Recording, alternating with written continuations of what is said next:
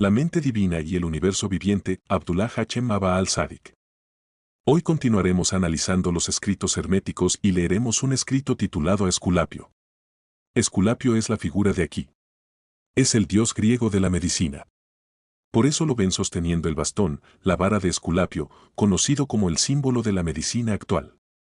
Aunque mucha gente lo confunde con el bastón de Hermes, este es el bastón correcto de la medicina, o el símbolo de la medicina que se usa hoy en día. Era un dios griego, muy bueno en medicina. Podía hacer muchas cosas, incluyendo resucitar a personas, y fue deificado tras su muerte. Fue venerado. Se formó un culto en torno a él. Su nombre y el de su padre, Apolo, aparecen ambos en el juramento hipocrático que las personas hacían hace mucho tiempo, antes de que se modificara para la época moderna. Ambos nombres fueron eliminados. El practicante debía jurar inicialmente por Apolo y Esculapio, antes de ejercer la medicina. Esculapio aparece en los escritos herméticos como discípulo de Hermes. El discurso que repasaremos esta noche es una conversación grabada, similar a la que tuvo lugar entre Al-Mufadal ibn Omar y el Imam al-Sadiq en el libro Haft al-Sharif. Se trata de un discurso entre Esculapio, discípulo, y Hermes, su maestro. Antes de profundizar en eso, repasemos brevemente lo que vimos en el episodio anterior, ya que muchos de estos discursos son complejos y están conectados entre sí. Así que es importante. En la última lección, hablamos de cómo el pastor de los hombres le enseñó a Hermes, le enseñó que el Padre, el único, el Dios verdadero, Yahvé, el creador de todas las cosas, que él era ininteligible. Era imposible conocerlo o comprenderlo. Por lo tanto, tuvo que expresarse o manifestarse de una manera diferente. Así que se manifiesta como la mente divina, para que la gente pueda comprenderlo de una u otra forma. La mente divina adquiere una voluntad. Esta voluntad emana de él. La mente divina también crea una mente formativa, o hay una manifestación adicional que se da, que es esta mente formativa, a la que se le delegan los asuntos del universo. Hablamos de cómo esto se asemeja con precisión a las enseñanzas del Imam Ahmed al-Hassan. Enseñanzas que salen en el libro del monoteísmo de una manera asombrosa, si lo piensan. En el lugar del Padre, tenemos al único, el cual es desconocido. No puede ser comprendido. Está el Jogua, un concepto que encontramos en las tradiciones de Muhammad y su familia, y en el libro del monoteísmo. Esta descripción que tenemos de Dios, el Dios verdadero, el Dios que está por encima de toda descripción e imaginación, y él también debe darse a conocer. De la misma manera que el Padre tuvo que manifestarse a sí mismo como la mente divina, Ahmed al-Hassan dice que el Jogua también tuvo que manifestarse como Dios, o este colectivo de atributos divinos. Es por eso que tenemos a Dios. Podemos conocer a Dios por sus nombres, por sus características, por sus atributos. Él es el más generoso. Él es el más elevado. Él es el más iracundo, etc. Tenemos a Dios con una voluntad. De la misma manera que la mente divina tiene una palabra o tiene una voluntad, Dios también tiene una palabra, tiene habla, tiene una voluntad. Descubrimos que Dios crea a su más amado, y aquí vemos que la mente divina creó la mente formativa. Tenemos el concepto de Dios creando esta luz inicial de los Ahlul Quizá, la luz de Muhammad y la familia de Muhammad. ¿Qué es esta mente? Tratemos de entenderlo antes de entrar en los escritos, y simplemente para llegar a una conclusión sin duda alguna, para mayor claridad. La mente es un espíritu. Cuando hablamos de la mente, estamos hablando de un espíritu. Esto lo prueban las palabras de Abu Abdullah Imam al-Sadiq cuando dijo, en efecto, Dios, glorificado sea, creó el intelecto, la mente. Fue la primera de estas criaturas espirituales.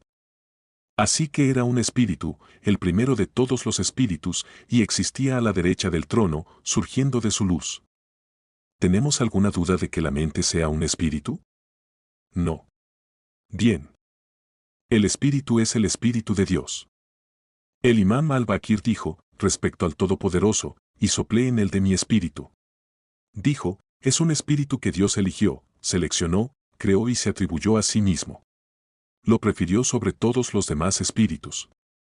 Luego ordenó, y de él fue insuflado en Adán. Entonces, ¿qué sabemos ahora? Sabemos que la mente es un espíritu. Fue el primero de los seres espirituales, el más preferido por Dios, y la mente, o el espíritu de la mente, el espíritu de Dios, fue el mismo espíritu que fue soplado en los califas de Dios. El espíritu de Dios es los Ahlul Beit. El imam Ali dijo, nosotros somos el espíritu de Dios y sus palabras, y por nosotros Él se ocultó de su creación. Bien. Solo estamos estableciendo algunos puntos importantes antes de seguir adelante. El espíritu de Dios es masivo en tamaño. Es enorme. Los Ahlul Beit dijeron en una narración que Dios no creó una creación que sea mayor que el espíritu, excepto el trono. El trono no es una criatura espiritual, porque la mente fue la primera de las criaturas espirituales. Así que Dios no creó una creación mayor que el espíritu, excepto el trono. Además, si el espíritu hubiera querido tragarse los 7 cielos y las 7 tierras de un bocado, podría haberlo hecho. Este es un espíritu inmensamente grande, gigantesco, enorme en tamaño. El espíritu de Dios en realidad contiene en él a toda la creación.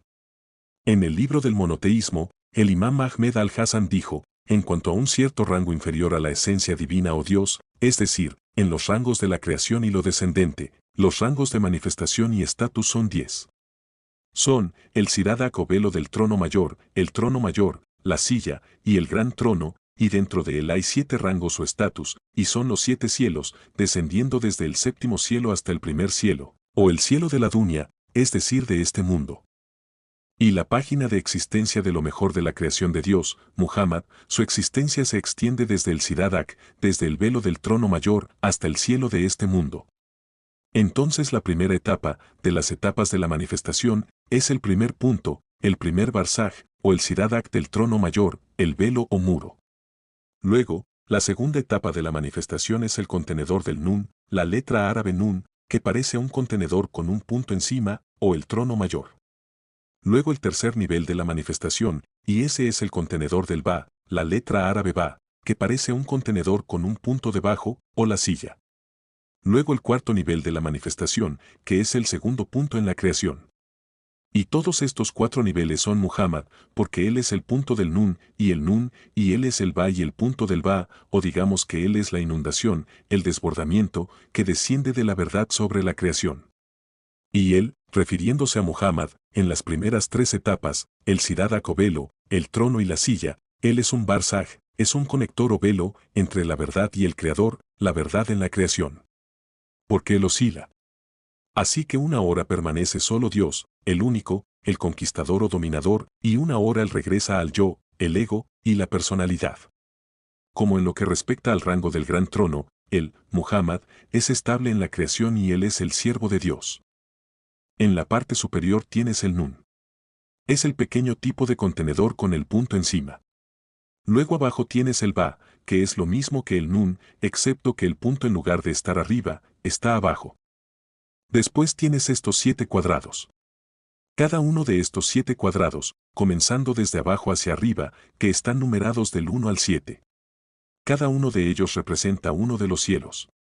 Sabemos que hay 7 cielos. Ahí tienes 1, 2, 3, 4, 5, 6, 7.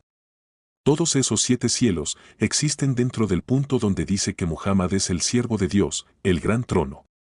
Todos existen dentro del gran trono. Si cuentas esos, más los 3 de arriba, obtienes 10 rangos o 10 estatus. En esencia, lo que se dice es, lo que está por encima de ese primer mundo, ese primer reino, representado por ese punto, el Siradak, al otro lado, es Dios Todopoderoso. Ese es el punto donde Muhammad llegó, atravesó el velo, y pudo comunicarse con Dios. Él es el único que llegó allí. Él se disolvió en ese mundo, y se volvió lo suficientemente grande, como para contener todos los demás mundos. El imam Ahmed al-Hasan continúa, y deben prestar atención al hecho, de que el primer punto es el Corán, y es el velo entre Muhammad y Dios. Y cuando se produjo la apertura del tamaño del ojo de una aguja, él miró hacia lo que Dios quiso desde la luz de la grandeza. Él, el exaltado, dijo, en verdad hemos abierto para ti, oh Muhammad, una clara apertura. Sura Al-Fat 48, versículos 1 y 2. Este velo se levantó porque Muhammad lo abarcaba. Lo contenía. Así que el Corán era el velo entre Dios y la creación. Muhammad se convirtió en una manifestación perfecta de todo lo que había en el Corán. Se convirtió en el Corán. Por lo tanto se convirtió en el velo. Así que el Corán y Muhammad se hicieron uno. Y cuando él oscilaba entre la inexistencia, permanecía solo Dios, el único, el conquistador, entre su retorno a la visión y la condición humana. Si supiéramos lo que se ha presentado, se nos aclararía que Muhammad es el rango de Barzak, el que conecta o el velo, la verdad y la creación. Por eso, cuando Abraham y los ángeles lo vieron, imaginaron y pensaron que era Dios glorioso. Esto se debe a que Él es una imagen que simula, describe y expresa la esencia divina y muestra la divinidad absoluta a la creación, para que puedan conocerlo por tu ascenso en las súplicas y tu aparición en el monte Faraón. Y entonces Él dijo que Dios creó a Adán a su imagen.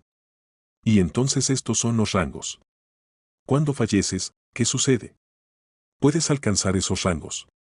Si eres bueno, vas al primer cielo. Si eres bueno, entras al paraíso.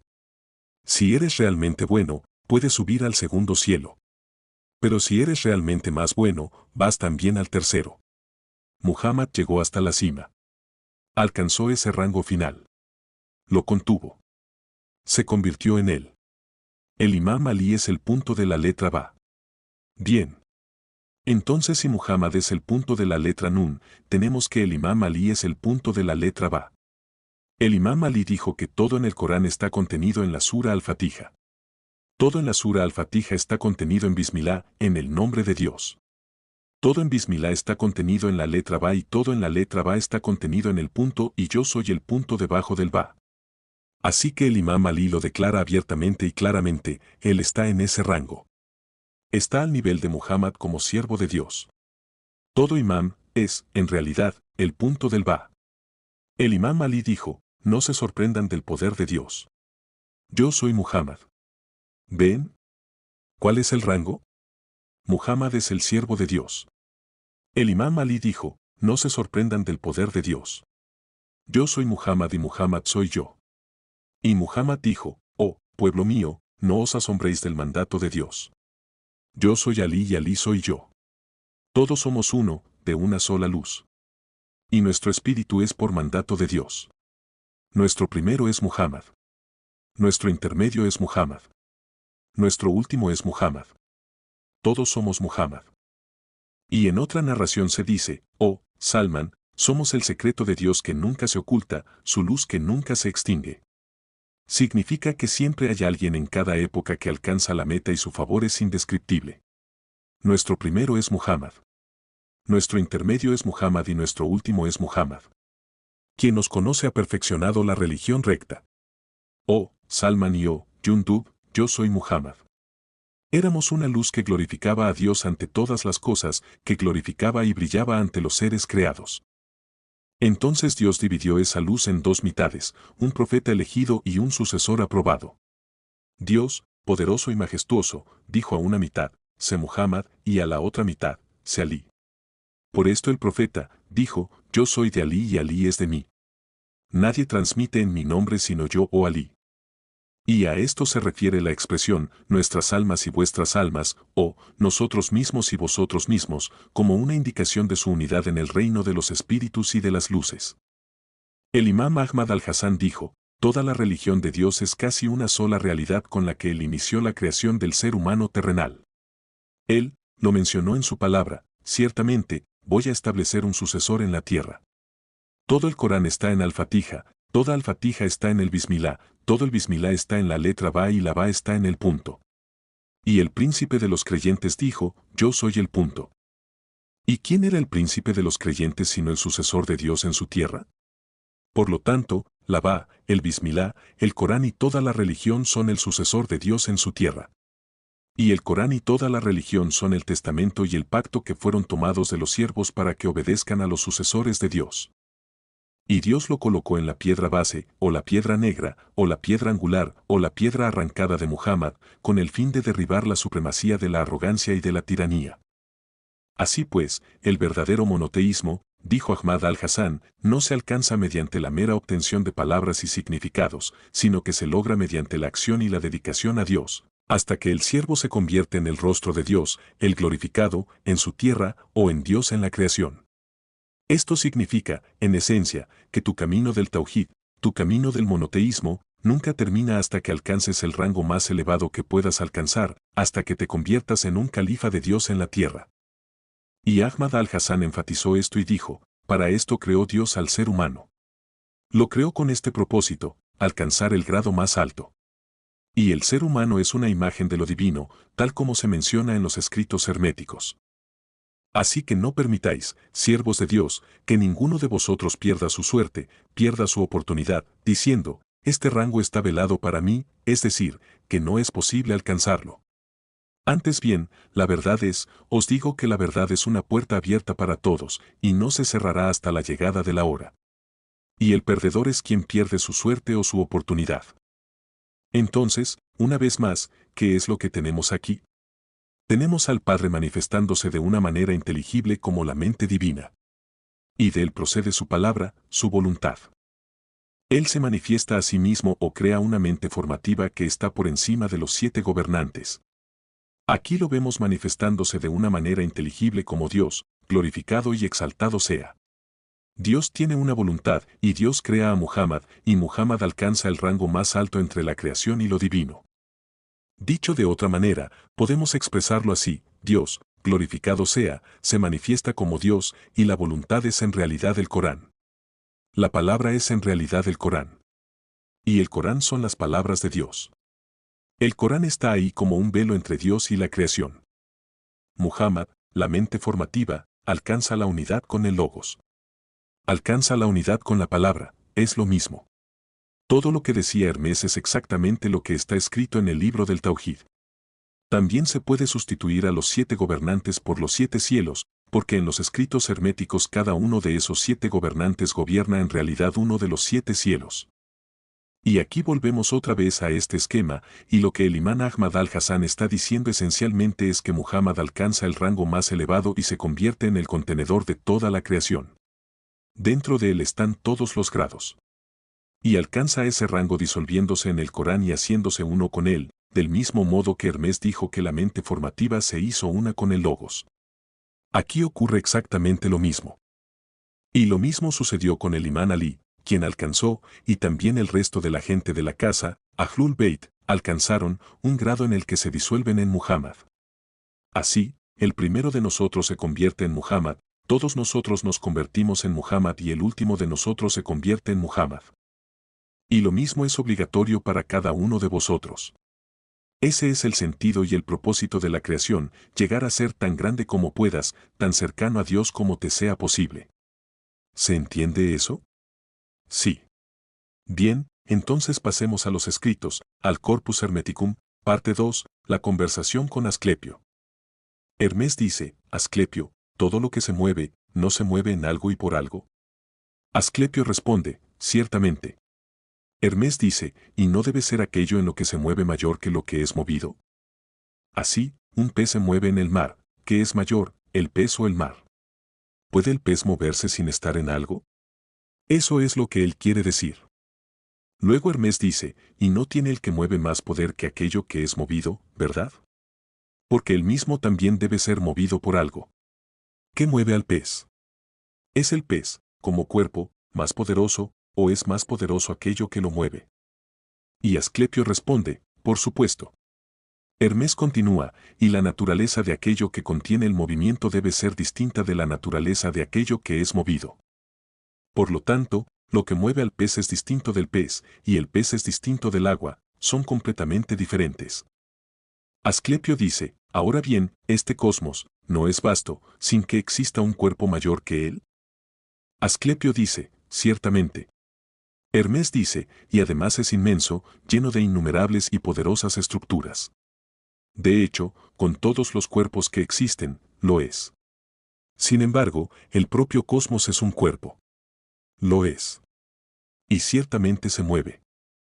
Hermes continúa, entonces, ¿cuál debe ser el tamaño y la naturaleza del espacio en el que se mueve? No debe ser mucho más vasto, para que el cosmos tenga lugar para continuar su recorrido y no quede constreñido ni pierda su movimiento.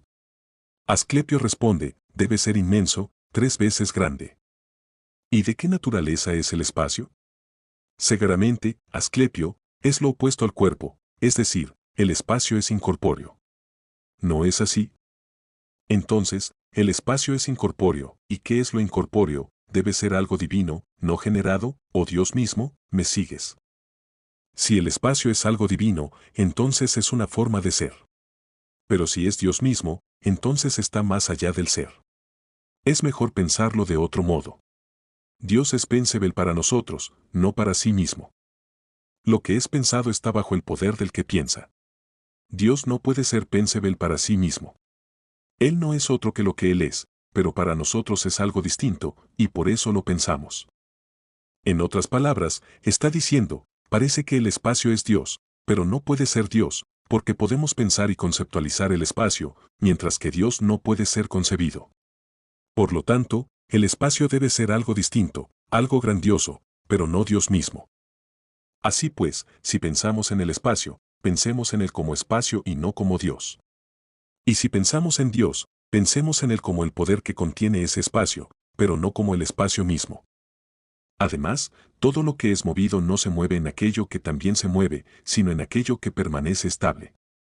Y el motor es estable en relación con lo que mueve.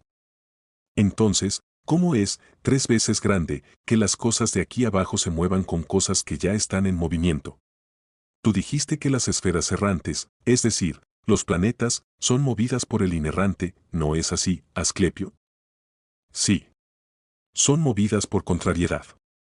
Esta oposición convierte la resistencia de sus movimientos en una especie de reposo. La resistencia es el reposo del movimiento. Así, las esferas errantes, moviéndose de manera contraria, son movidas unas por otras mediante su mutua contrariedad y por el estable mediante la contrariedad misma, y no puede ser de otro modo. Considera las constelaciones de las osas en lo alto, la osa mayor y la osa menor, que ni se ponen ni salen, reposan o se mueven. Se mueven. Asclepio responde, mostrando cierta confusión, pues el asunto es profundo y trata de comprender lo que Hermes está exponiendo. Hermes entonces va a explicarlo a continuación. ¿Y cómo se mueven? Girando eternamente alrededor de lo mismo. Y el movimiento circular alrededor de lo mismo queda fijado por una especie de reposo.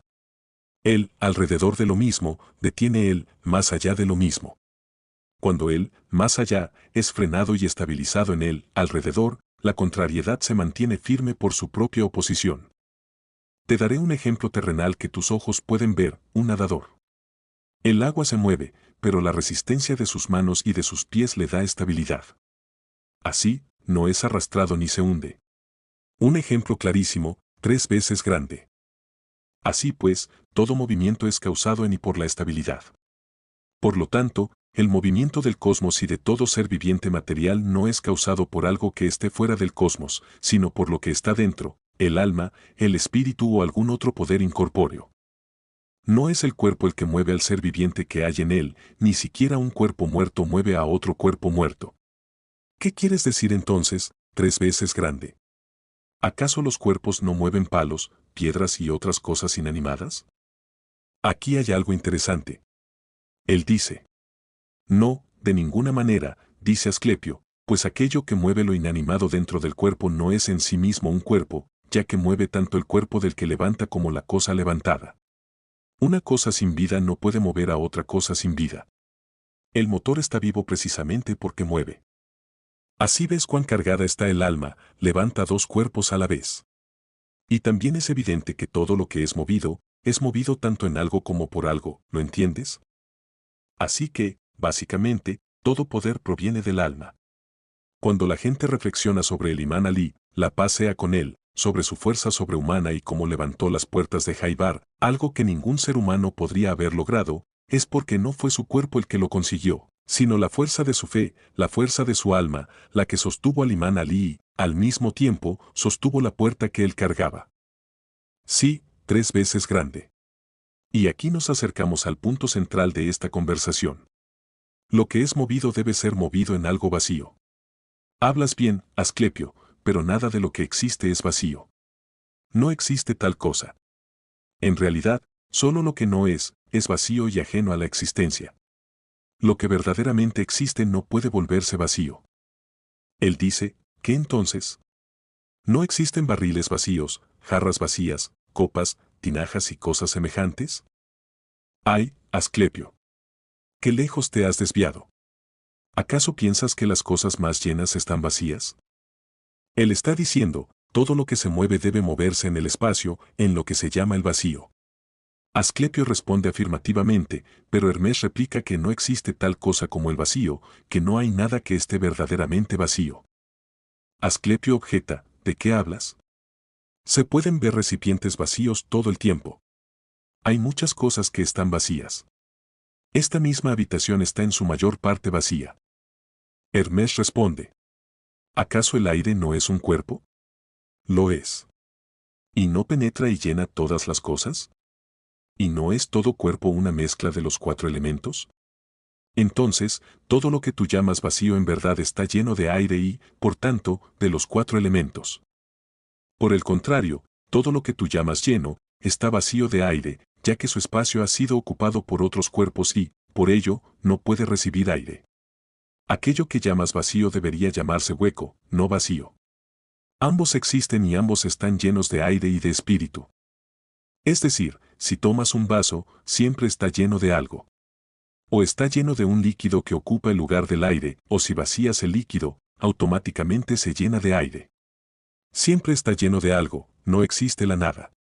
Y cuando está lleno de aire, también está lleno de algo más, el espíritu. Tu argumento se sostiene, 3 veces grande, el aire es un cuerpo y lo impregna y llena todo. Entonces, ¿cómo llamaremos al espacio en el que todo se mueve? Lo incorpóreo, responde Asclepio. ¿Y qué es lo incorpóreo? Mente y razón, todo a partir del todo, abarcándolo todo, libre de cuerpo y de error, no percibido por el cuerpo ni tocado, apoyado en sí mismo, que contiene todo y preserva todo lo que es. Sus rayos, si se me permite hablar por semejanza, son el bien, la verdad, la luz más allá de la luz, el arquetipo del alma. ¿Entiendes lo que está diciendo? Está diciendo que en cada centímetro de este espacio, en cualquier lugar donde exista espacio, la conciencia está presente, y no solo la conciencia, sino la conciencia pura de la mente, la superinteligencia del intelecto, presente en todas partes. Donde quiera que haya espacio, allí está la mente. De hecho, todo lo que existe, todos los cuerpos, están constantemente rodeados por el intelecto perfecto o la mente perfecta, porque existen dentro de esta mente perfecta. Y si la mente perfecta es Muhammad, entonces estamos respirando a Muhammad, viviendo dentro de Muhammad y de la familia de Muhammad. Comemos y bebemos a Muhammad en la familia de Muhammad. En todo momento, en cada lugar que nos rodea, está Muhammad en la familia de Muhammad. Los planetas giran dentro de Muhammad y la familia de Muhammad, el universo, los mares, todo fluye dentro de Muhammad y la familia de Muhammad. Asclepio pregunta entonces, ¿qué es Dios? Hermes responde, Él no es ninguna de estas cosas. Él es la causa de ellas, de todo y de cada cosa que existe. No ha dejado nada fuera de sí mismo que no sea. Todas las cosas proceden de lo que es, no de lo que no es. Dios no procede de algo, Él no viene de ninguna otra cosa. Todo lo demás, si lo piensas bien, procede de algo. Para ilustrar esto, pondré un ejemplo, a un hombre escribiendo sobre papel. El papel proviene de algo, proviene del tronco que fue cortado por el leñador. ¿De dónde vino ese tronco? Vino del árbol. ¿De dónde vino el árbol? El árbol vino de la semilla. ¿De dónde vino la semilla? Vino de la manzana o de su origen, y así sucesivamente, retrocediendo hasta el principio. Todo tiene una fuente. Dios no tiene fuente. Asclepio pregunta entonces, ¿qué dirías tú que es Dios? Hermes responde, Dios no es la mente, sino la causa de que la mente exista. No es el espíritu, sino la causa de que el espíritu exista. No es la luz, sino la causa de que la luz exista. Por eso, honra a Dios con sus nombres propios, el bien y el Padre. Estos son nombres que solo a Él le pertenecen. Ningún llamado Dios, ningún hombre, ningún demonio puede ser bueno en ningún grado. Solo Dios. Él solo es bueno y nada más lo es. Todas las demás cosas están separadas de la naturaleza del bien, porque son alma y cuerpo y no tienen lugar alguno que pueda contener el bien. Y aquí tenemos un versículo de la Biblia en el que Jesús reprende a alguien y le dice, ¿por qué me llamas bueno? Nadie es bueno sino Dios solamente. La grandeza del bien es tan grande como el ser de todas las cosas que existen, tanto corporales como incorpóreas, sensibles e inteligibles. Por lo tanto, no llames bueno a nada más, pues eso sería impío, ni llames Dios a nada sino solo al bien, pues eso también sería impío. Así, todo lo que existe son solo grados menores de mal, grados menores de imperfección, grados menores de carencia del bien. Solo hay uno que es verdaderamente bueno, si descendemos a la esencia y a la realidad de las cosas. Aunque todos hablan del bien, no todos entienden qué es. No solo Dios no es comprendido por todos, sino que dioses y algunos hombres, por ignorancia, dan el nombre de bien a aquello que nunca puede ser bueno. Se diferencian enormemente de Dios, mientras que el bien nunca puede distinguirse de él, pues Dios es lo mismo que el bien. Otros seres inmortales son honrados con el nombre de dioses, así llamados, pero Dios es bueno no por cortesía, sino por naturaleza. La naturaleza de Dios y el bien son una sola. Él es el único género del cual proceden todos los demás géneros. El bien da todas las cosas y no recibe nada. Por lo tanto, Dios da todas las cosas y no recibe nada. Dios es el bien y el bien es Dios. Por eso encontramos en las narraciones de Muhammad y de la familia de Muhammad que, cuando rezas o adoras, en realidad lo haces para ti mismo. No es algo que beneficie a Dios. Nadie entra en los reinos de los cielos por sus propias obras, porque es imposible dar algo a Dios. Tú solo te das a ti mismo. Dios no recibe nada y lo da todo gratuitamente. Otro de los nombres de Dios es Padre, porque Él hace todas las cosas. El papel del Padre es engendrar. Por ello, engendrar hijos es algo grandísimo y piadoso para quienes piensan rectamente. Ahora escucha esto, porque es importante. Abandonar la vida sin un hijo es una gran desgracia, una impiedad. Quien no tiene descendencia es castigado por los demonios después de la muerte. El castigo es el siguiente: el alma sin hijos es condenada a un cuerpo que no es ni de hombre ni de mujer, es una cosa maldita bajo el sol.